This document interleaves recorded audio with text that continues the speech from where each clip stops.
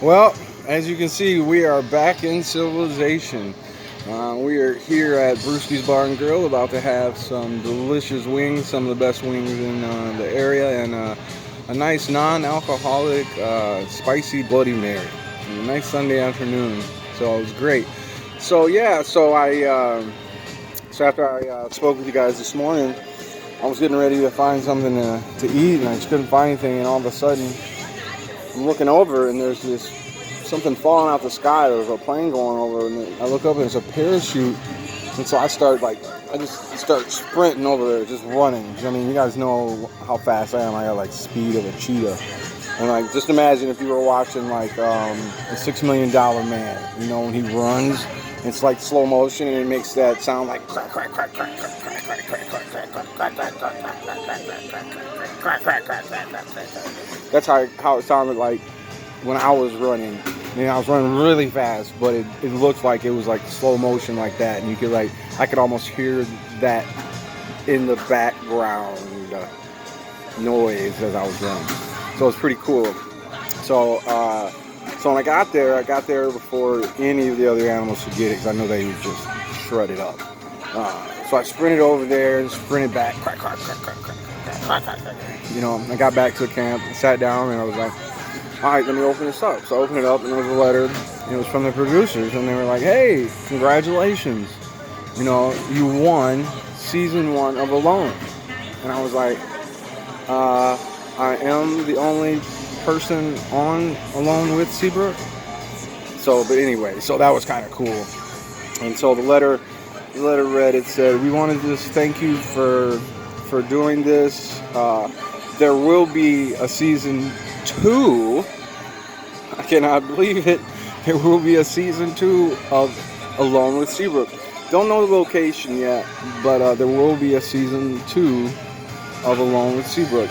I just hope it's not in the winter, because I am not trying to survive during the winter, especially with all those polar bears that were there that I was at. But you know, that was a nice place I was at. You know, all the animals there seemed to really get along, and that was kind of weird to be in a place where they all like gathered and saw each other and were close in proximity. I even saw some of them mingling together. That was kind of weird to me. You don't see that very often in this world that we live in, but it was nice to see that, and nice to know that, you know, animals can get along. They can live together and in peace and harmony, and enjoy this world for what it was. So the letter started out and it said, we want to thank you, Troy Nathaniel Beard Lipsy Seabrook. I mean, not many of you know, but that's my legal, really whole name. And so it said, we want to let you know that after this season, we can truly say that you are better than Steve Wild, aka Wild Esteban, Steve Rhodes, Richard Kennedy, Steve Smith, Big Booth, Brad Cates, because the only thing he could ever do was get your fingers stuck in his jersey and try and dislocate it so you couldn't beat him in the pass rush.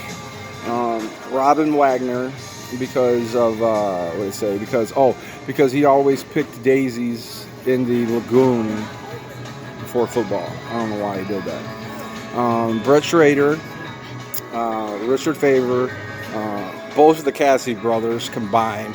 Of course, that was an easy pick. Ron DeLisi. I don't know if I said Nick Jones. That was in there. And then last it said Scott Van Bellinger. Listen, I'm going to tell you people, and I want to say it loud because I do not want this guy coming after me. Scott Van Bellinger was way better than me. It was like if you took the genes of Brock Lesnar and Spawn and put them together. That was Scott Van Bellinger.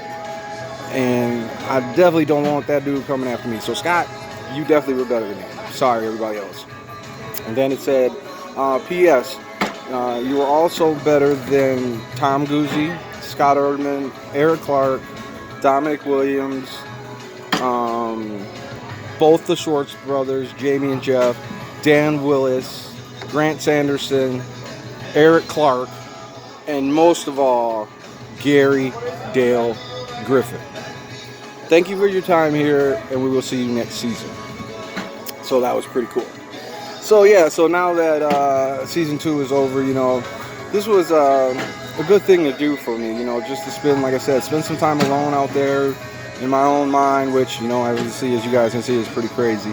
But just to relax and get out of the hustle and bustle of the world, we need that sometime. And I encourage you all to take that time alone sometime, even if it's not out in the wilderness, if it's in your own house, in your own backyard, so that you can come back and be a better person. Most of us probably all have pretty great families and that we love and appreciate us, and that's what you want to keep having. And I know for me, spending this time alone, made me realize just what's important. And sometimes you forget about those things, and you forget how to enjoy life, because that's what it's about.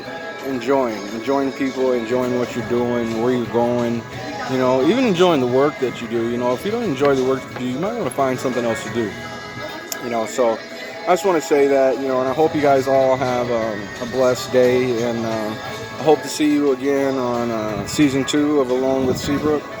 And as I always say, that's right, go be great. See you till next time. Thanks, guys.